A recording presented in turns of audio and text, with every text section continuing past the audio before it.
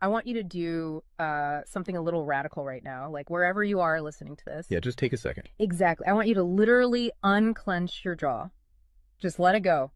Drop your shoulders. Most of us don't even realize we're tensing up, Right. And look, I don't care if you just finished, a grueling 12-hour shift on the hospital ward, or if you just stepped off a loud, dusty job site. Or even if you're just mentally exhausted from staring at screens all day long. Leave it at the door. It's over. You are officially entering quiet mode. So just take a deep breath. That's the baseline we need for this. It really is. And now I want you to look at the phone sitting next to you, or maybe the smartwatch on your wrist. Every single time that screen lights up, every time it buzzes, it steals exactly 23 minutes of your life. Welcome to the deep dive. It really is a staggering number to confront when you put it like that. 23 minutes Yeah. from one buzz. Yeah, because we tend to measure interruptions in like the seconds it takes to glance at a screen, right? Whoa! We completely ignore the massive cognitive debt we incur the moment we look away from our deep work. And that cognitive debt, that is exactly the central target of our mission today. Okay, let's unpack this. We are exploring The Sovereign Architect's Guide by Chillstar 08. Specifically, episode 6, which is titled Deep Work Dynamo, How to Finish Your Week in 4 Hours. Right. And if you remember in our last deep dive, we talked about installing the drawing those boundaries and reclaiming your personal space. But clearing the space is just step one. It actually reveals a much deeper, much more intimidating problem. Yeah, the void. What are we actually supposed to be building in that silence we just fought for? Because if we don't have a blueprint, the noise of the world is just going to rush right back in to fill it. Oh, for sure. We have this natural horror of a vacuum. The second our schedule opens up even slightly, our instinct is to pack it with activity. We just have to be doing something constantly. Exactly. We are culturally conditioned to equate motion with progress. Yeah. But Chillstar 08 introduces a really brilliant distinction here. She talks about the trap of idling. I love this concept so much. Think about a car engine, right? Mm-hmm.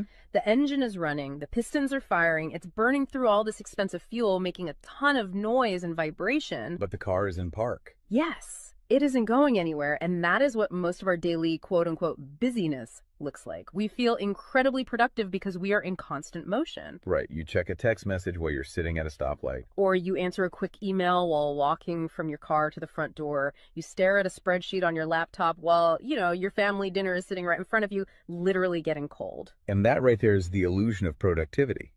You end your day feeling physically and mentally depleted because you were constantly doing something. So you didn't actually do anything that matters. Exactly. If you step back and evaluate your legacy, the deep, meaningful work, the art, the business strategy, the relationships. Right, the relationships that actually move your life forward.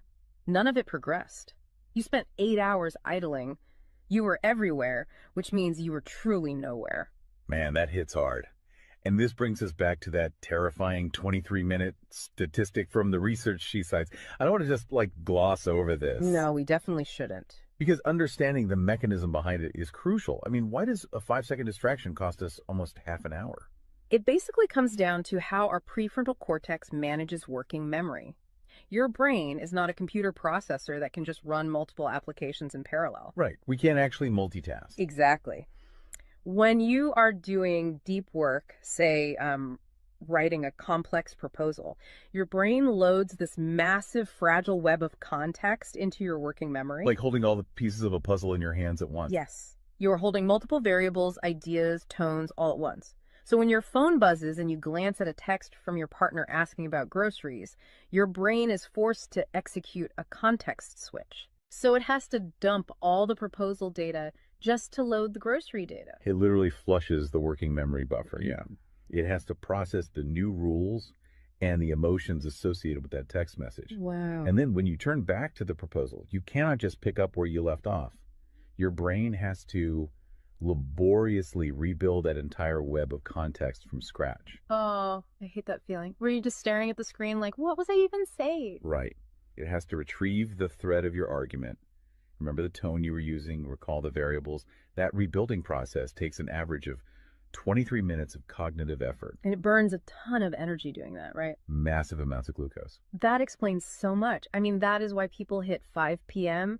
and feel physically exhausted, almost sick to their stomachs. Even if they've just been sitting in a really nice ergonomic chair all day. Exactly. They haven't been doing deep work. They've been doing cognitive gymnastics, just constantly flushing and reloading their working memory. They are burning fuel just to stay in park. So, okay, let me bring in what I like to call the transformer concept here. Because our focus is like an electrical grid. If you have, 50 browser tabs open, you are leaking energy as raw, unusable heat rather than concentrated light. That's a great way to look at it. So if we are all acting like our focus is this cheap renewable resource, how do we stop being what Chillstar '08 calls a subject to the pings of the world? I mean, how do we actually become the architect of our attention? Well, what's fascinating here is how she frames the philosophical shift we need. She says utility does not equal value.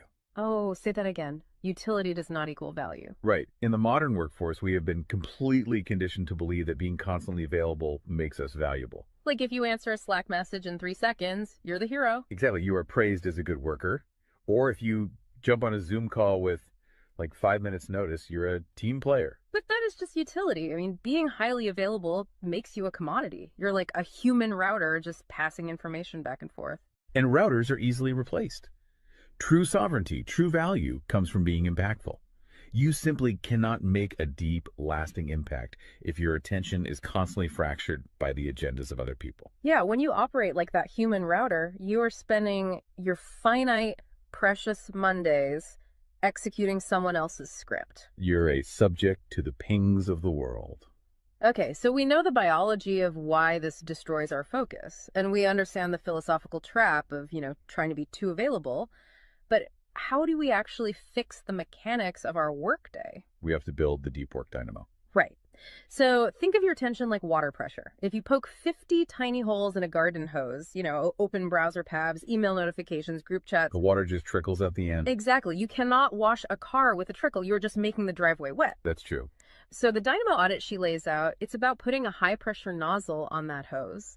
It narrows the opening to create a stream powerful enough to actually blast through the dirt. And the first step in that audit is auditing the physical environment itself.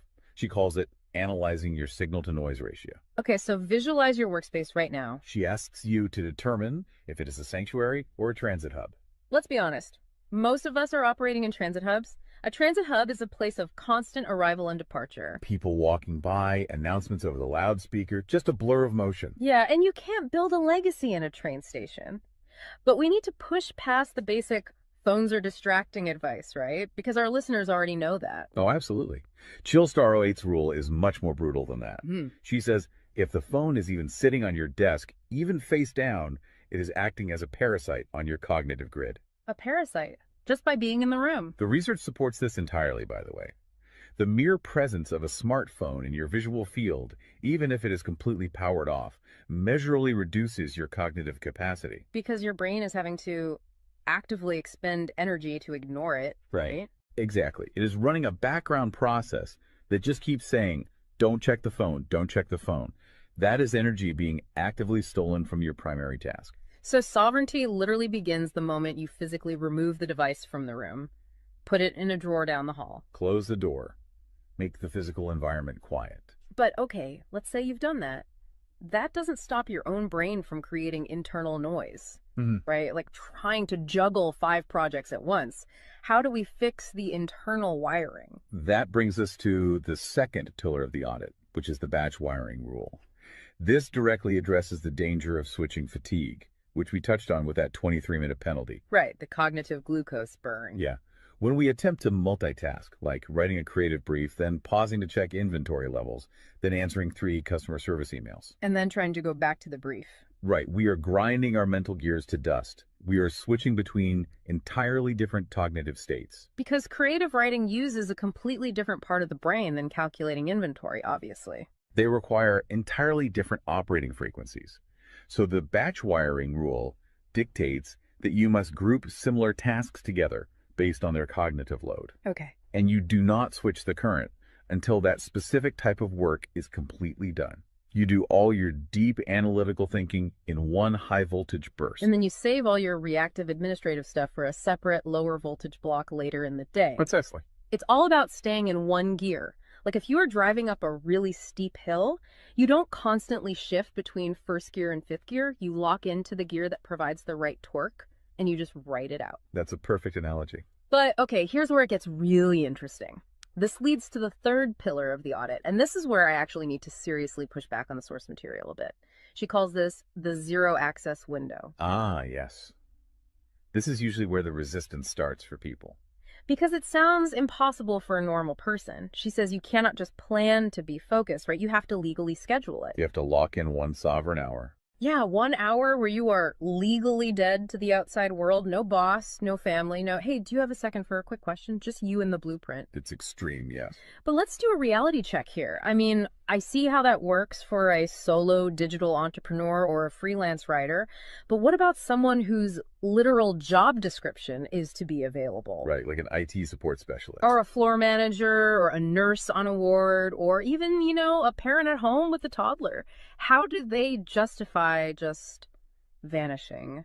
It feels like this advice only applies to a very specific, privileged type of worker. That is the most common and, frankly, the most valid hurdle to this entire system. But we really have to look at how the principle scales, and we have to look at the internal psychology of the worker. Okay, walk me through that. First, let's address the context of Chillstar '08's own life. She is not some solitary monk living on a mountain. She is a wife, a mother, and a grandmother. Oh, wow. Okay. Yeah, and she runs a luxury travel agency and a digital marketing business. Her entire professional and personal life is built around communication and client management. She probably receives hundreds of legitimate demands on her attention every single day. So she is really in the thick of it. She isn't just speaking from some ivory tower. Far from it.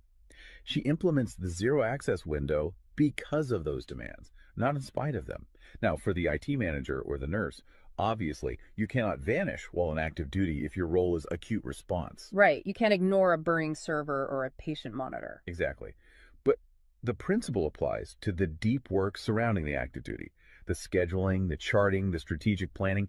Even in highly reactive jobs, there is legacy work that gets pushed to the margins. That makes sense. And the challenge isn't just logistical, it is deeply psychological. It's the internal guilt, isn't it? Yes, exactly.